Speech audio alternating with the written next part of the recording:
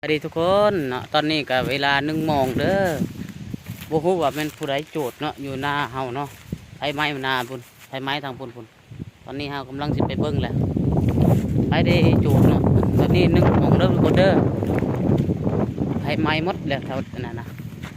ไผได้โจทย์เด้ไปเบิ่งนำกันพี่น้องสวัสดีทุกคนเนาะตอนนี้ก็เวลา1 โมงเนาะไผไม้หมดแล้วแถวนี้แต่ถ้าตอนเอานะอยู่บ้านนาฟังโคกเด้อเมืองอัศพังทองแขนสวรรณเขตเกิดไผ่ล้ามเนาะตรงนาเวลา1 โมงเนาะกับ30 นาทีไผ่ล้ามตรงนาพี่น้องบ่ฮู้ว่าไผมาจากไสเนาะยังบ่ทันฮู้เนาะตอนนี้เฮากำลังมาช่วยมาอันแต่เฮาบ่ทันไผนี่แห้งเลยไปลูกมาหาแต่ว่าเอาตอนนี้นะเฮาเอาเวลาแต่ว่าเฮาสกัดไว้ในตรงนาเฮาเองอย่ามาล่ามแต่เครื่องให้นาเฮาเนาะ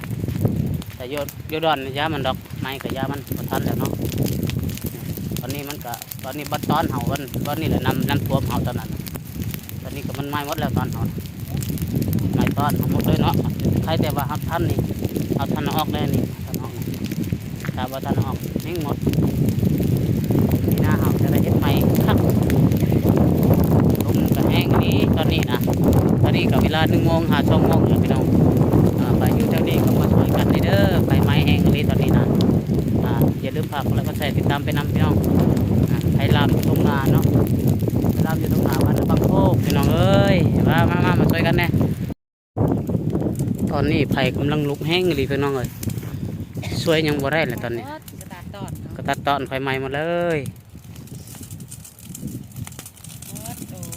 เช็ดนี่เอายังบ่ทันหมด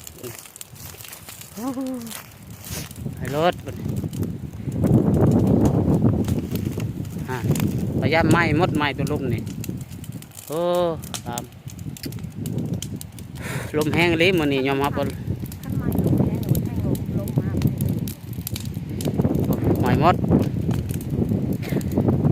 นี่ไฟลุกแห้งเลยตอนนี้ตอนนี้ก็ไฟลุกแห้งเลยตอนนี้คนเห็นอะไรฮะตอนนี้ไฟลุกแห้งเลยปะปอวะไฟยังบ่ได้แล้วบ่ทันแล้ว